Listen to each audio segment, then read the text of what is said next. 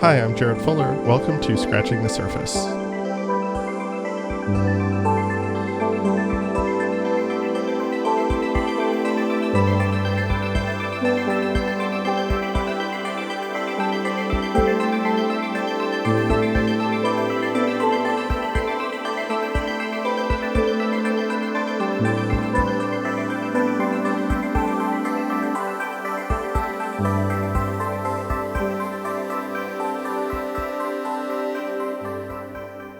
So lately, I've been thinking, as I tend to do a lot, about the graphic design scene of the 1990s. I've been thinking about what it was like to be working in a field that was in the midst of a radical transformation. You very quickly saw the rise of desktop publishing, and very shortly after that, the rise of the internet. This is a moment of social and political transformation, and graphic design, in many ways, was in the middle of all of that. This is what we now call postmodern graphic design, and there's this wide interest in incorporating critical theory into design practice.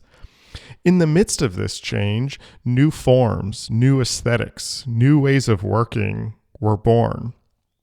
This era was slightly before my time, so I'm always careful not to romanticize the era, but I've been thinking about it again because I've been thinking about how similar that moment must have felt to this moment.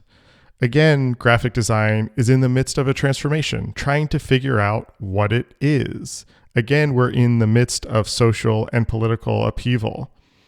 On the other side, unlike the 1990s, graphic design has since grown up. It's siloed into various sub-disciplines, whether that be product design or branding or strategy or print design. There's no central discourse, and there is increasingly less overlap between these things we once just called graphic design. I was thinking about all of this while reading Matt Owens' excellent new book, A Visible Distance: Craft, Creativity, and the Business of Design. Part memoir and part handbook for building a creative practice. The book is an honest and open account of the graphic design industry today. It's both personal and packed with practical tips and insights on how to think about working as a graphic designer today. Matt, in many ways, is the perfect person to do this, to write this book. He's been working as a designer for 30 years and has navigated all of these changes in the industry. He's a graduate of Cranbrook's graphic design program back in the 90s and was a pioneering designer working on the web. His experimental Flash-based zine Volumeone is something that I remember seeing back when I was in college. Today, he's the co-founder and chief design and innovation officer at Athletics, a Brooklyn-based brand studio that he's run for over 20 years now. I invited Matt on the show to talk about the book and to talk about how to make sense of the graphic design industry today.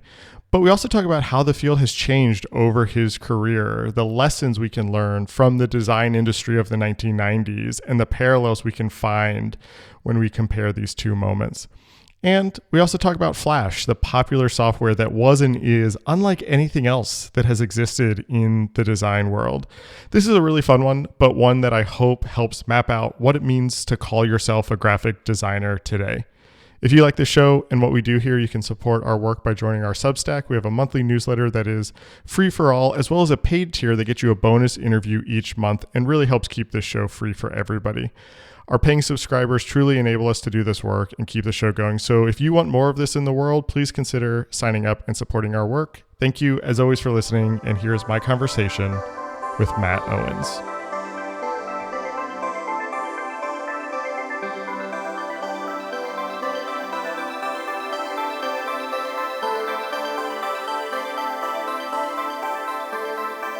You have this recent book called A Visible Distance: Craft, Creativity, and the Business of Design. And I want to get into some of the ideas that you talk about in the book. But before we do that, I'm wondering if we can kind of put this book into a context. So you've been practicing design for about 30 years now. Yeah. This is a book that's collecting a lot of the insights you've had over your career. You define it as part memoir and part creative manual. What do you want this book to do in this moment in 2025? Now, as you kind of think about your 30-year career, what does it mean to run a design studio today, and how do you think this book can, what do you want this book to do sort of as a young designer in 2025? Yeah, I mean, I think the book, I think, the whole genesis was, you know, as an artifact, it's sort of providing practical knowledge.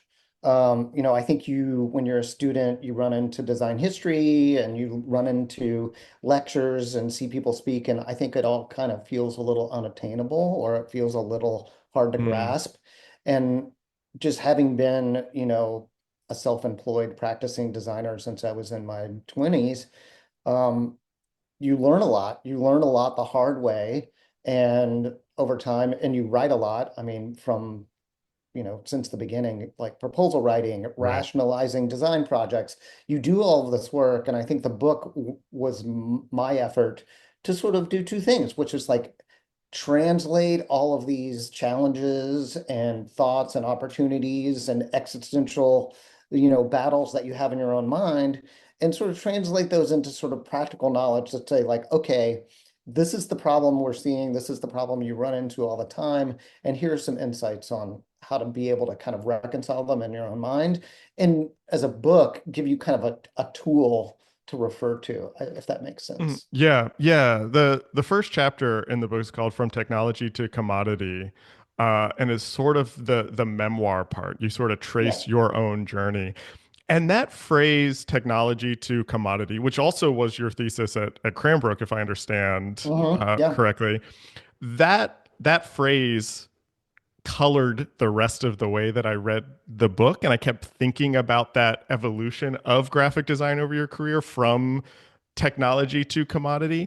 And I was wondering, I can't figure out if it's easier or harder to be an independent design studio today than it was when you started. On one hand, the design industry was smaller. It felt a little more niche. Maybe this is like slightly before my time, but when I look back on it, there seems to be this community, and you write a lot about community in your book. sure. Um, but then on the other hand, the technology makes it so much easier to just start a business with a laptop and to kind of get your work out there on Instagram or whatever. And so the reach seems to be greater today than it was then. But then on the other hand, all the tech companies have sort of scooped up so many of the designers and have sort For of sure. changed the paths. How do you think about being an independent design studio today versus when you started? Is it easier? Is it harder? How is it different? Talk me through some of that evolution. Well, I mean, I think the mindset is the same, right? The mindset is the goal is to be able to have a certain kind of like authorship over what you're doing, authorship over the decision making and the process itself, being able to architect a business in a manner that you feel aligns with your values. I think that remains the same. Um, I would say because of all the radical change over the last 30 years, the complexity that is overlaying that mindset Yeah. has become much more involved. If I would say, a good metaphor would be, say you tried to start a company in 1997 or 1998 or 1999, there's a little bit of it's exciting, but it's an uncertain desert, right? There's a lot Right. going on. There's a lot going on, but there's also like the scene seems somewhat tangible and you can grasp like what's going on and the publications that you're into and the bookstores you want to go to. It's still a little, I would say, like to use a music metaphor, it's like it's a smallish scene. Right. And then now I would say if you fast forward 30 years to the present, what it is, wanting to be a graphic designer, wanting to be having an independent practice, whatever that might look like for you.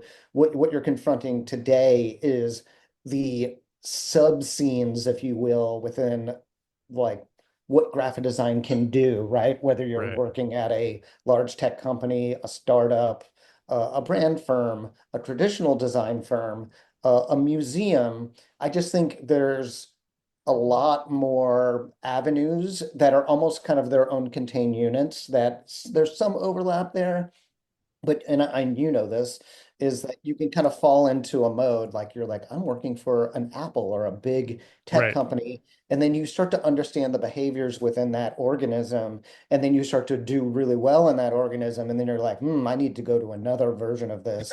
And it's like, I think that's kind of what's happening more so now. Like when I was Yeah. 26 or 27, I came out of a very small startup that went from 7 to 40 people. And when I went on my own, it was more like I'm in the wilderness. I'm just going to figure this out. And I didn't know, in retrospect, I don't know if there was that many options as we have today. You know what I mean? Yeah, I think that's right. And I think you're hitting on something interesting that a lot of these options are a little more siloed than they used to be. You could be a designer at the in Apple, to use your example, or in a museum or in a brand studio, and there's actually very little overlap between those are almost distinct industries at this point in a way that it probably wasn't when you were starting Yeah, out. I would That say there's a there's a lot more little cross bit. pollination. Yeah, there was a little bit maybe more fluidity. Yeah. Um, Even before that, even in the 70s and 80s, I would even think that, design was applicable across a lot of different territories where and you've spoken to this a lot in a lot of your podcasts, which is like sort of the technology infrastructure aspect of all that we do has sort of clouded everything, so to speak. I want to kind of go a little deeper on something that you just said about this desire for authorship or voice that's one of the drives for being an independent designer or kind of doing your own thing. And I think that's something that comes up in the book a lot. And it sounds like you've been thinking about this your entire career. Like I mentioned earlier, your thesis at Cranbrook was called From Technology to Commodity. Where do we go from here? Young designers in contemporary state of graphic design, which was republished in Immigrant in 1995. So this is also 30 years ago. I want to read you something from that because I found it very relevant for today. You write, the subjectivity and idiosyncrasy inherent in design approaches today, especially those fostered in academia, run counter to the traditional ideas of the designer's role as an empirical problem solver. And then a little bit later, you say, by repositioning visual communication as a culturally indigenous pursuit, professional practice must foster both specificity and diversity. I read that, which you have in the appendix of your book, and I kind of couldn't believe that was written 30 years ago because that felt like something that could very easily be written today. And I Sure. think I don't mean to keep drawing parallels between these two eras, but I think a lot about the rise of design thinking, about the rise and the dominance of referring to graphic design as problem solving. And in my career, even, which is about half the half the length as yours, I'm struck by how much this idea of thinking about design as something cultural has fallen away. That design today is often referred to something that is problem solving, that is meant to be useful. It's being sort of co opted by user experience design and all of these things. And I can't help but think about this sort of corporatization of design, maybe that as it's grown in significance, as it's moved up in its importance in businesses and brands, that experimentation, that individuality, that kind of auteurist voice, that cultural side has fallen away a bit in favor of For sure. branding, business, user experience. How do you think about that? How do you sort of negotiate those today? How do you think about this evolution of design and how we sort of keep both of those in there? Yeah, well, I mean, the quote that you cited, I mean, I wrote that when I was 23 or Yeah. 24. Like I was a kid. And what I was wrestling with when I wrote that was like, how can, coming out of skateboarding and punk rock and all that kind of Yeah. stuff, it's like, how do I maintain my personal integrity while knowing that I have to sort of like embrace, capitalism and late capitalism and the corporate Right. infrastructure. So I think that that challenge, like that challenge between personal expression and sort of, you know, the necessities of sort of commerce and Yeah. all of those things, like those are will always be there for Right. us. I think what how I've negotiated them is like when I was 23 or 24, what I observed back then was like there was a place for you to do like weird, cool ideas that were kind of born out of graphic design or kind of inspired Mhm. by them, or would able to like, you're combining ideas in critical theory with like personal expression, and you're able to produce something, and then you were able to get into a book, and it was very interesting and formally interesting, and then might trickle down into like advertising Yeah, or whatever it yeah, might be, where I feel like there's a maybe a little bit of an inversion. I still think there's a lot of that happens like within like Instagram, for example. yeah, But there's also, I think there's a bottom up, like you have teams internally within our studio, athletics, and others, where what you're doing is you're really trying to sort of foster that individual creative like expression from within, or yeah, at least leaving room for it, because it's like with AI and tech and creative technology and all of these things, it's like there's so much at your disposal. If you're not inside of a project saying we need to leave room to push it in a very expressive way and then pull back, then you're never really going to get there. So that's all to say that I think those problems have always been the same. It's just, I think 30 years ago, you could be a weird graphic design graduate student and right. become known, where here it's like, you have social media that's doing that now. It's just the academic setting doesn't really do that as much as it did in the past. I think that's right. And I'm not trying to sound negative or nostalgic. I hope this doesn't come No, across this no, way, but I think about the era that you were in Cranbrook. I think about the era that I was in undergrad and how little famous graphic design we were exposed to and how hard it was to see those things. And it's the opposite now, where my students come in and they have a very clear understanding about what they think is good graphic design. They know big brands, they know the sort of cultural signifiers of those brands. And on one hand, that's really good and fun. And on the other hand, it's like it's actually harder for them to break out of that. It's actually harder to do something new because you're exposed to everything all the time. And well, I want to talk about athletics more in a bit, but how do you think about that in the studio today about sort of that? I don't want to use the word balance, but that interchange or overlap between a client who expects something, who sees all the other brands doing something, and this experimentation, this kind of culture that you're interested in. You've referred to graphic design as being a cultural DJ. How does that actually play out in the right? studio? Well, I mean, it's like your cultural knowledge impacts like the vernacular that you're going to approach any kind of project with, right?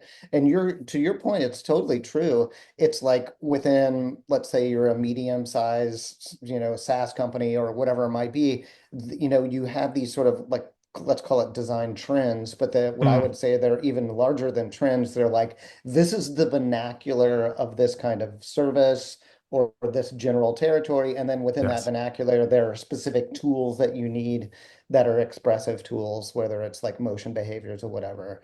And so I think what I'm seeing is that within, you know, agencies such as my own, that you do have kind of like a base level, right? Everything is of a certain caliber. It has kind of like everyone's understanding the vernacular of like medium to large size Yeah, technology or right. services companies that need to achieve certain goals and look like something in the world of a certain caliber, right? But then I would say that seems to be more table stakes to me, and Hmm. more so. And that's where there, I think, Paul Worthington said it, which is like there's kind of a blanding of the brand Yeah, world. yeah, And it's like what it is it's not a blanding in an amateurish way. It's actually a blanding in a really professional way, overly professional way. And I think some of that comes from speed to market. I think some of that comes from the desire to, especially within agencies, to have like a service they offer and a roadmap to get there and a kind of productization of the brand system exercise. yeah. I think that's a byproduct as well. And so, you get basically a lot of really good things that seem somewhat average in aggregate. And that's where the sort of weirdness or the idiosyncrasy or something unexpected or that additional ingredient, whether it be coming from creative technology or whatever, I think that becomes a really big differentiator. I think that's really well said. Maybe this is a good place to actually talk about athletics and the evolution of athletics. So you founded athletics in 2004, so we're 21 years about. Yeah, yeah, And from what I understand, it started much more informally. It was kind of a collective. It was a group of friends who were working together. Sometimes you were working on projects together. Sometimes you were working independently. It had a kind of quasi, kind of co-working space sort of tone. And over these 20 years has really morphed into a more kind of official, kind of standard studio or agency model. Can you tell me a little bit about that origin story and how that started, and also about that evolution? How do you go from a group of friends kind of just sitting in an office together and then starting to formalize that? What prompted that? How did that happen? well, I had started a small agency when I was 27 or so, and it was just like three of us, and it was cool. But it was a lot. It was like it was just very high pressure. We tried to do a lot. We were doing everything. And, a couple of, 4.5 years in, I was really burned out. And for a lot of different reasons, kind of decided to reset. And at the time, Jason Genevikoff, who's my business partner, was sharing space with us. He had been in the Promise Ring and had moved to New York. And after the band was done, and he was an amazing graphic designer, still is exceptional. And he's done tons of record covers. So we're all sitting in an office, kind of doing work. And there was just a moment where we're like, how do we make this more fun for ourselves? We're young enough to be able to kind of reset and look at what we're doing. And I think Right. Jason and I were like, let's share space and get people we like together, and let's like make this not a business, but make this more of a collective exercise in creative work. Yeah. And I think that was very intuitive for us. It just seemed like the right moment at the right time. And then I would say by 20, like around 2010, 2011, our good friend Malcolm Buick had left Wolf Owens and as a creative director and came to work with us. And he had, amazing designer, amazing brand guy. And he was like, hey, I've a small child. I'm doing a lot of things in my life. It's like, I want to share space with you guys. Let's work together. And that just brought in a whole nother level of DNA. It brought in that kind of Hmm. Wolf Owens DNA that really transitioned athletics from like maybe a collective of different kind of like we're doing work, right? We're making design projects. It doesn't matter what those might be. They range from like Jason doing, a DVD with Michel Gondry to me doing like, you know, icons for General Electric or something. It's just Right. everything in between. And then when Malcolm came in, I think that really shifted the focus. It was like, okay, we're going to be doing brand systems that are a little bit, and the company grew, right? So it's like we just had more responsibility, projects became larger, and that with that more formality was needed, but it was exceptionally intuitive. And I think the transition from being kind of a collective of like-minded individuals that were very talented and had a lot of mutual respect for one another to like an agency that has like paychecks, for example. Right. Um, Right. you know, we had all worked at studios in the past and understood the mechanics of making that happen. So I don't think it wasn't terribly difficult. I think what it is I like to say that it's like the work kind of tells you what it needs, right? Mm-hmm. And the work just started to become a kind of thing that told us what we needed to be, and we kind of responded to it. It wasn't like it didn't seem forced, I guess is what I'm saying. Yeah, I mean that was what my next question was going to be. I was kind of curious how intentional that was, and it sounds like it was a very kind of gradual, natural evolution from group of friends sharing a space into formalization. I think it speaks a little bit to what we were talking about earlier about this sort of corporatization of design too. And I don't mean this in a negative way, but as design grows up, the studio seems to have grown up alongside of it and For evolved sure. and matured. And what do you gain from that structure? by sort of formalizing yourself as an agency, what has that allowed you to do that you don't think you would have been able to do if you stayed in that kind of informal collective kind of state? Does that give you bigger projects? Does that give you more projects? Does that give you more complex projects? Does that actually give you more room for experimentation? How do you kind of think about what you can do now that you wouldn't have been able to do before because of the studio structure? I don't know, like the work itself obviously is larger, and I think when you work with, bigger clients that require, just a certain degree of spit and polish and a certain degree of infrastructure just to engage with them, right? If Mm, you're going through procurement and you're like a dude in your house that has like a social security number, like you're somewhat limited, right? If you're an LLC and you have, a handful of partners and staff, you can do more.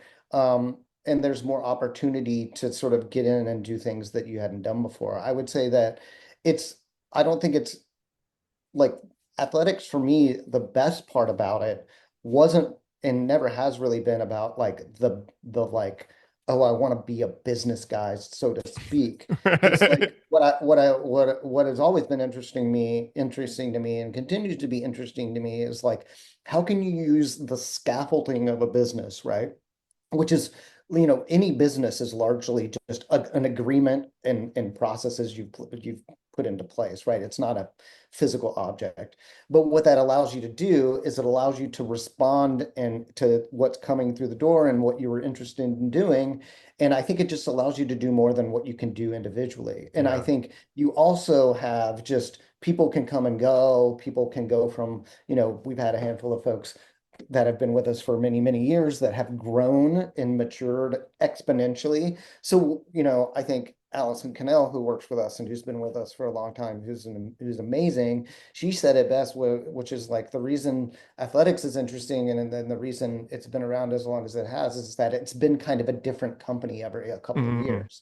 And I think the structure that we put into place and sort of coming out of that independent mindset and coming out of that collective mindset and being up for it has allowed us to kind of like morph over time. I love that. I love that idea that it's different companies at different points in time. On if you go to the athletics website now on the homepage, you describe yourself as a brand innovation studio. What does that Yeah. mean?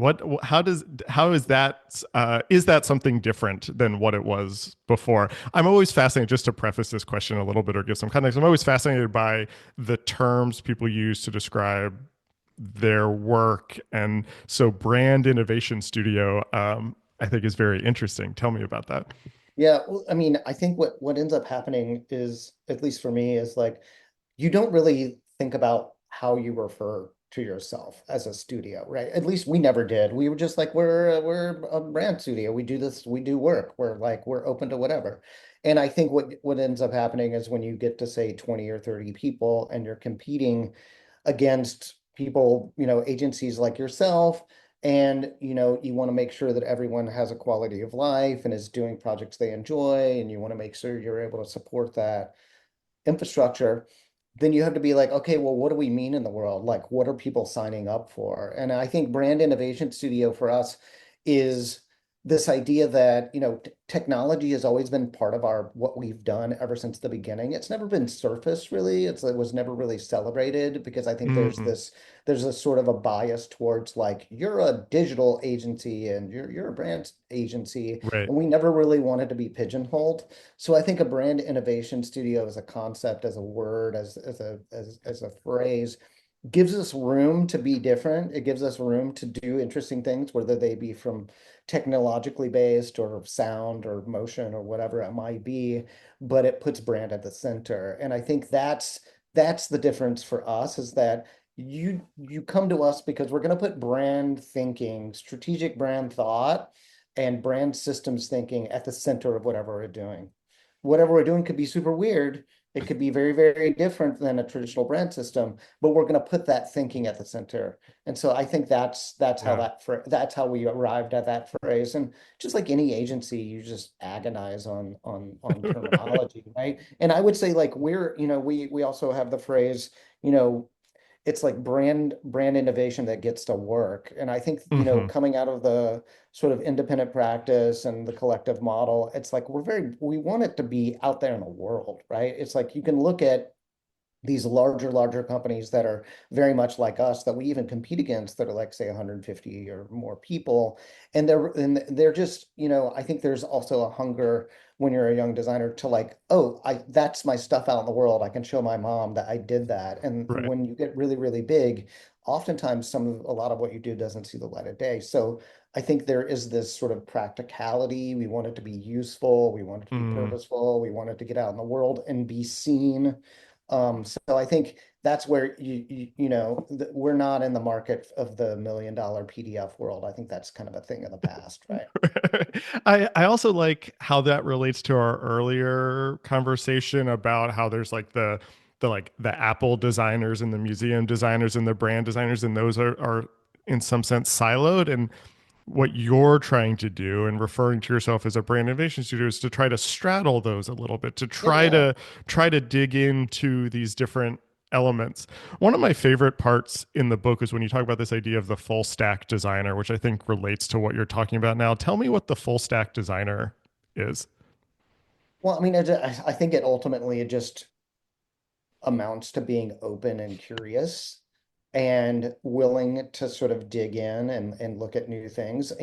For me, I consider myself a perpetual student, right? It's Right. like I'm all, and I think the thread of the full stack designer idea is it's not curiosity, it's demystification. And Mm, demystification is like, how do I take this thing in the world is new, AI, whatever it might be, and how do I demystify it so that I understand it, how it applies to my work, right? mm, And so I think if you like, for example, you know, working with the new museum and doing the refresh for them and the new website, for example, it's like, well, that's a very complicated organization. It has its own cultural values and it's going through this massive change. Okay, well, what you got to do within a project like that takes over a year to do, right, is you have to demystify all the pieces of that to yeah. understand how it all works together and then how you can make the best work, right? And I think the full stack designer is interested in demystifying like what's the business problem, what's the internal cultural dynamics that we're confronting, what are the technological dynamics, what is the verbal acuity of the teams we're working with? Do we need to educate them? Like it's more than curiosity, because curiosity is just like it's sort of non-committal, where I think full stack designers are all interested, they're very interested in demystifying whatever it is they don't understand and then being able to understand how it's applicable to what they're doing. The reason I wanted to hear you talk about it is because you write in the book that you think this is becoming the norm. This is not an anomaly. This is not just a specific type of designer, that every designer today should be a full stack designer, should operate to some extent like a full stack designer. And I connected this to a couple years ago. I wrote a lot about this idea of the multidisciplinary designer that also seemed very trendy to call yourself a multidisciplinary designer. I was sort of struck by how, if you look at history, sort of all designers were multidisciplinary designers. They worked across print and digital and made physical things. Like they just sort of did everything, and that there's again this sort of siloing. And I see that often in agencies that I talk to and studios that I visit, that there are sort of discrete teams for different types of projects. There's a hierarchy of kind of what you should know, like what parts of the process you should be working on. And that's just counter to how all of this work actually works. How do you hire for a full stack designer, and how do you encourage full stack designing in your team, especially when you're working on a big multi-year project like that? How do you encourage designers of all types to be involved in all stages, or to demystify for themselves all stages of the process? Well, you just put them on projects that, you just put them on projects that they don't necessarily are haven't done before, and you give them support, right? So it's like this is my observation, and this is I'll try to simplify it, which is like organizations, if you become a small agency of 20 people or whatever it might be, like you have job descriptions and roles and responsibilities, and you have an org chart, and it's like all of those things so that people can come to work and know what they're doing, and it's not, there's no ambiguity there. That's where that produces a certain degree of like, let's call it siloing, or just sort of it's just the nature of how to run a business, right? You need to be Yeah. able to not people not step on toes. So that's fair. But then when it comes to sort of the capability, right? When you have the skill set, what you're seeing is that if you're designing a system from button to billboard, for example, and you're touching like everything from like the smallest UI AUX moment to like marketing moments to brand system moments, it's like you have to kind of be a little bit more facile across all those things.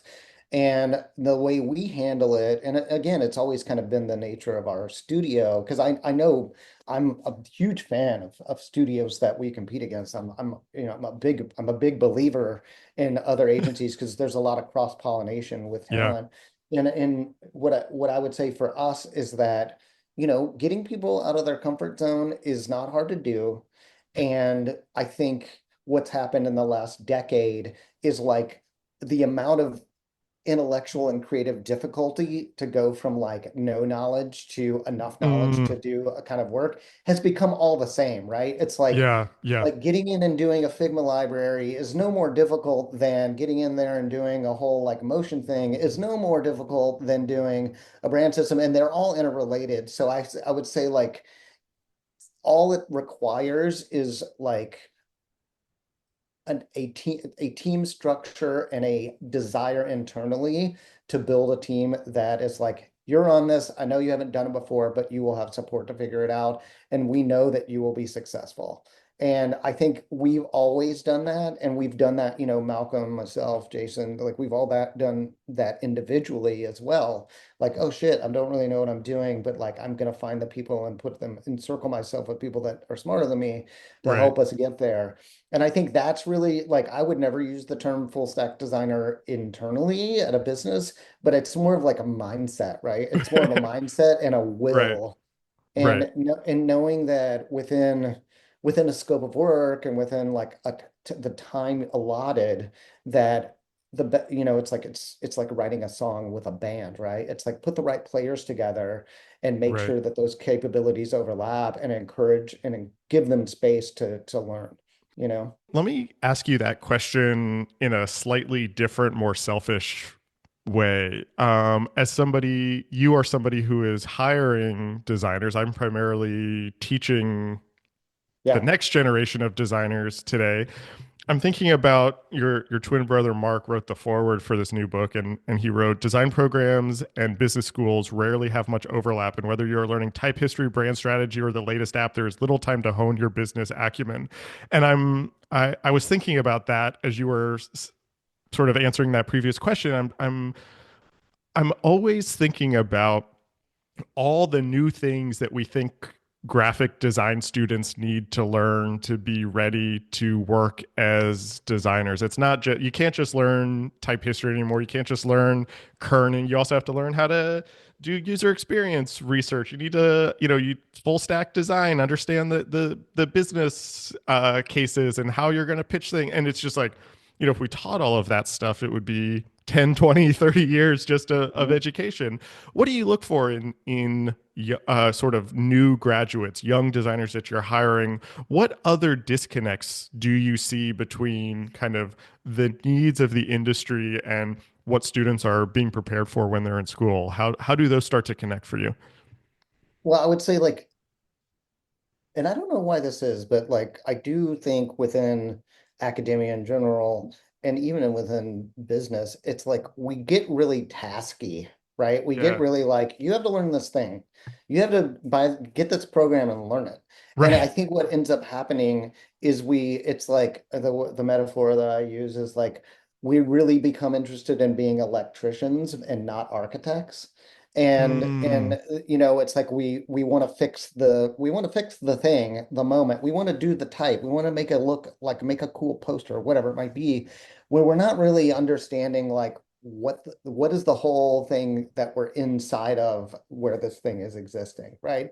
And so I think for me, at the very foundational level, um, it's really about critical thought, right? It's about being a critical thinker in whatever you're doing, right? And it's like, again, demystification and critical thought are going to get, or those are the two primary simple tools that are going to allow you to sort of give yourself more context to understand what you're doing and why and inside of what, right? right. And then if you have the demystification sensibility and the critical thought, then you can better evaluate like the task at hand.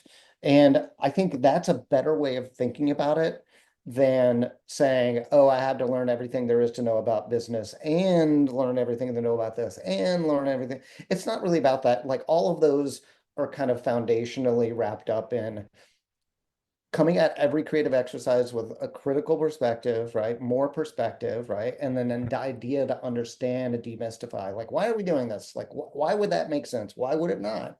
And I think what we just have become a very tasky, projecty, execution-y type Yeah. of world. And I think that's done us quite a bit of a disservice.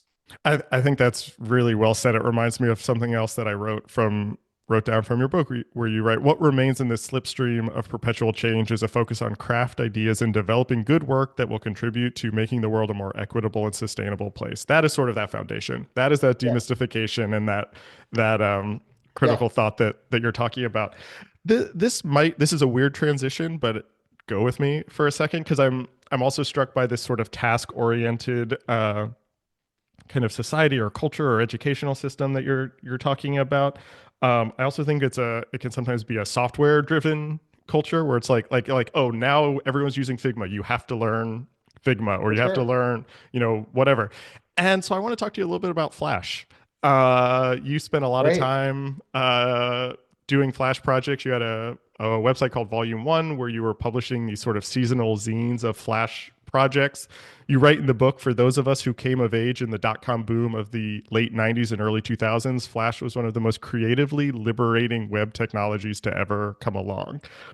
I sort of slightly just missed that. I was in the Flash world. I remember looking at Volumeone when I was in college and probably high school, I guess, too.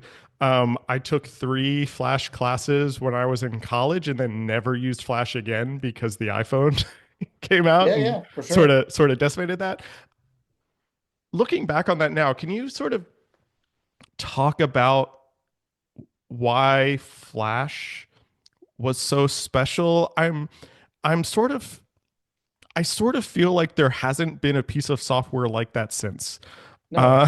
Okay, can you talk about why that is or why you think that I is? mean, what it is, again, the multifaceted, aspect of design, right? It's the first, I mean, for me, it was completely accidental, right? I had come out of Cranbrook when I was 25, 24, and then got dot-com boom, and then it's like, I'm 25 or something, and Flash comes along, and it was like, oh, okay, this is a self-contained thing that can allow me to do, like, I can make stuff move, I can get it on the web really easily.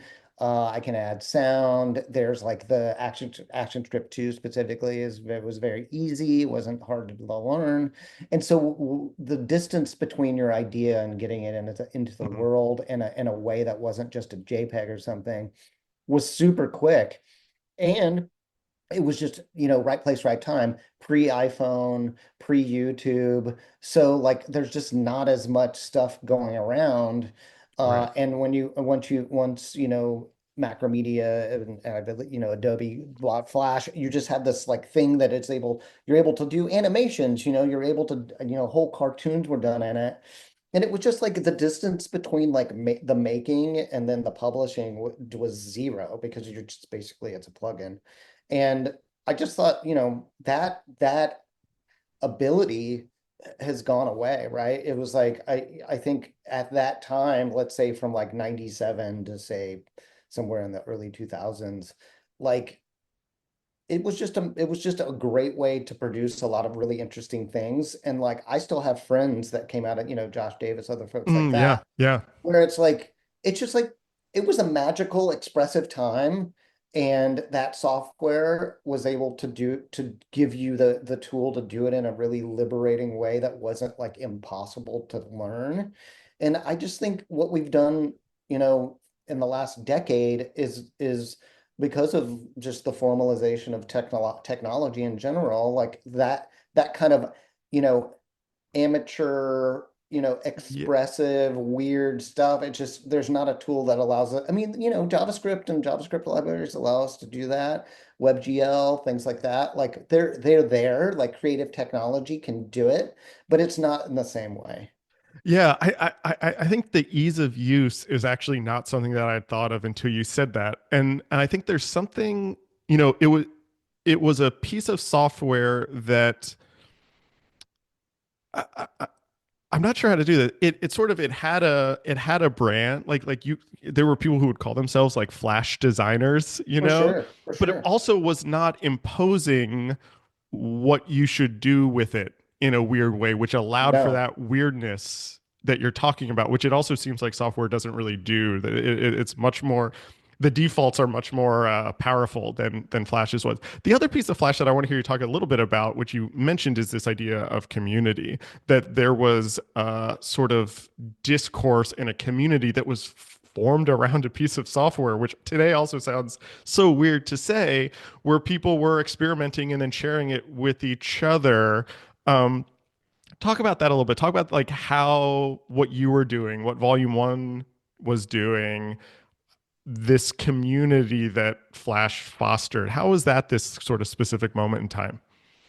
I mean, it was just right place, right time, It's like, if you think about it, it's like the mid 90s, the internet sort of becomes of age and like becomes commercialized. And then by the late 90s, like you have things like Flash and like it's all kind of exploding.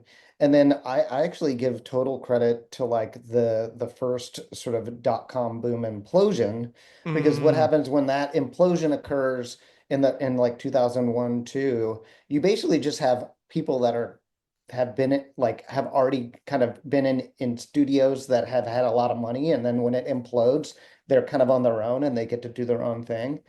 And it's like I just think there was this magical time that just that community came up because again people were just the web was mature enough that you were able to publish online and do weird stuff and other people could see it. And then I think there was some um great little kind of like early blogs that promoted yeah, it. yeah, And I think it was, I would equate it to a little bit like zine culture or yeah, like indie music culture of like, when I was in high school, like trying to find a 7-inch at the record store and then looking at the back of it. It's like, it's a little bit of the coconut telephone, right? And then I would say the other aspect of it was like the amount of labor and the amount of effort yeah, to produce the quantity of stuff that was interesting, right? And I'm still friends with a ton of folks from that era, and not like day to day, but what I do respect about that is it was a moment where the level of creative effort and energy was totally right there to see. Like it was like, I know how hard it is to make this stuff. And I know you have to be yeah, excited about it to want to do it.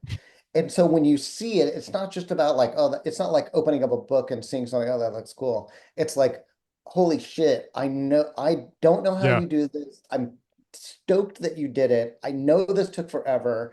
And I know it was actually complicated. And there's some weird thing you're doing that I don't know. I'm going to email you and ask you how you did it.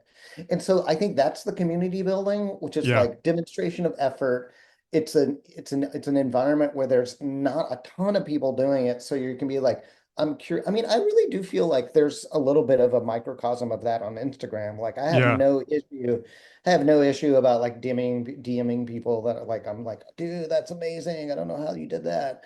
And so I still think the mechanisms are in place. It's just at that time, yeah, the world was just much smaller. And I think the pre-iPhone era, just allowed us to, I mean, I think we do not acknowledge how awesome like designing for the desktop can be, right? It's Yeah, like yeah.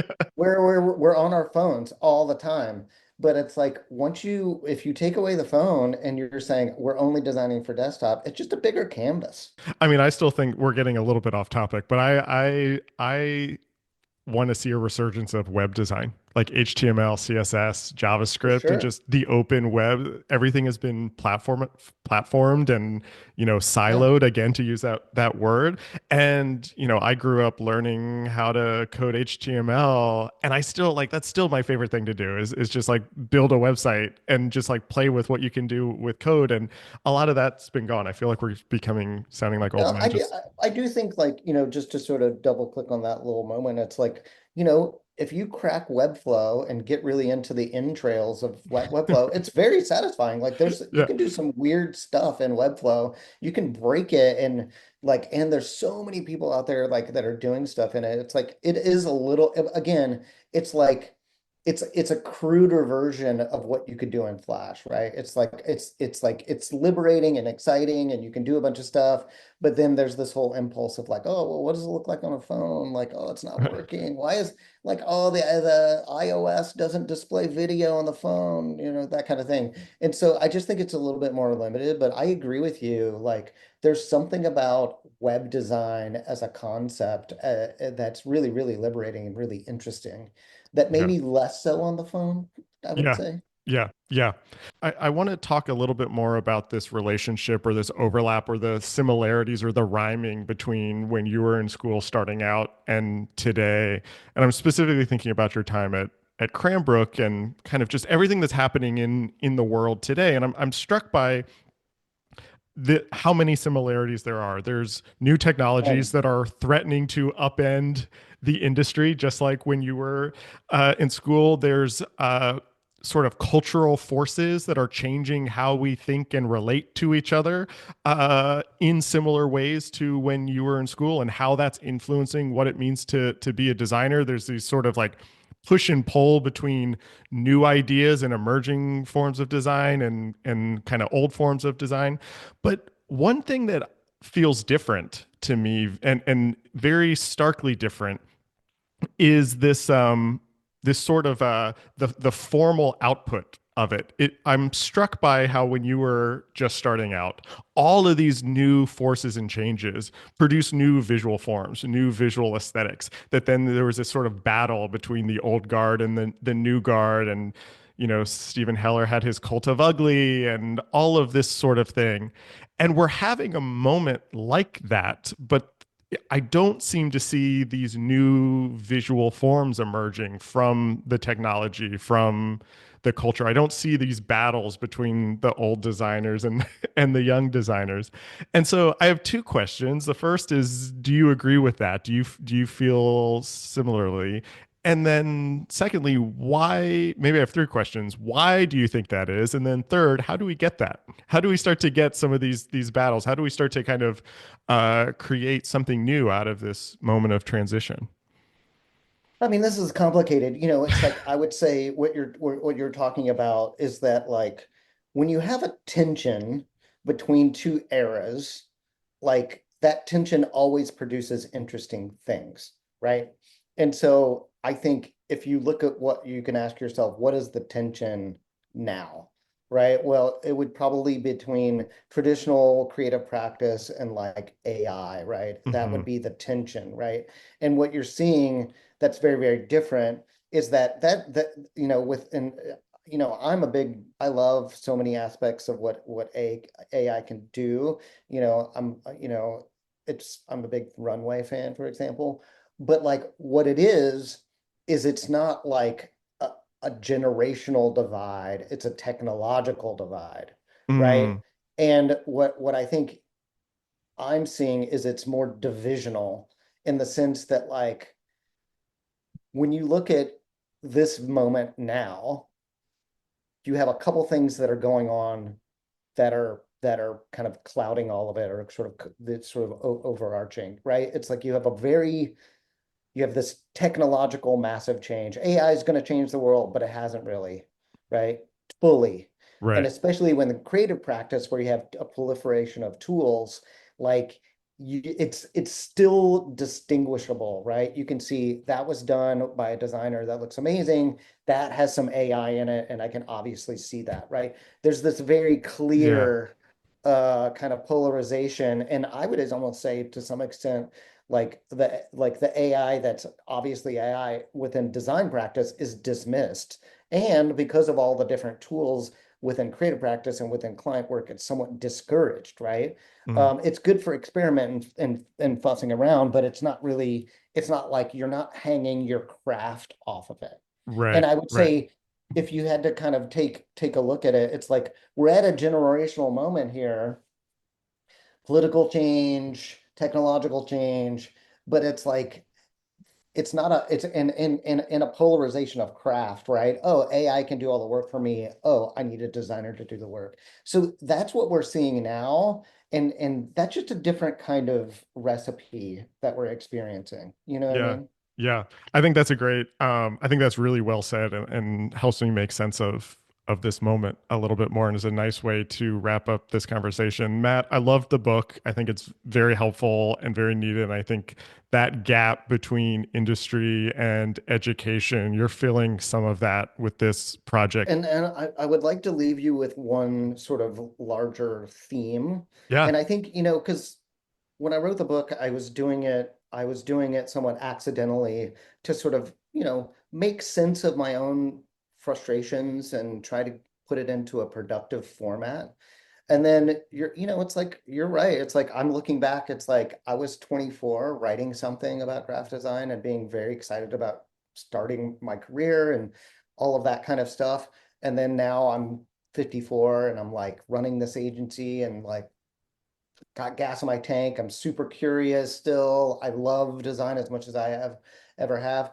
But I do sort of confront, it's like if I'm a student or if I'm in mid-career or if I'm working at a big software company or whatever, it's like, what is the through line? Like, what is the thread between the decades that, especially in this time of great uncertainty, right? And this is something I would leave you with is that the one thing I've had that I think is been true to me and has helped me navigate all of these eras is it's just simple rebel optimism. Yes. It's like, despite it all, it's like approaching it rebel, meaning like, I'm going to do it the way I want to do it. I'm going to figure it out on my own. I'm going to be curious. I'm going to be excited. And optimism, it's like, you're not discouraged by the technology. You're not discouraged by the economy. You're not discouraged about all the bullshit in the world. And I think if you can have that mindset, it's going to get you through the ups and downs, and Yeah. you're going to Yeah. do better work. I love that. That is a great way to end this conversation. Matt, thanks for being on the show. This was so Of fun. course. And that was my conversation with Matt Owens. His new book is called A Visible Distance, Craft, Creativity, and the Business of Design. Our theme music is by Jeremiah Chu. The show is funded thanks to the generosity of listeners like you. If you like what we are doing, I hope you consider supporting us and get some bonus content each month. You can follow us across social media at Surface Podcast, and you can listen to all of our previous episodes wherever you get your podcasts and at our website, scratchingthesurface.fm. Thanks for listening.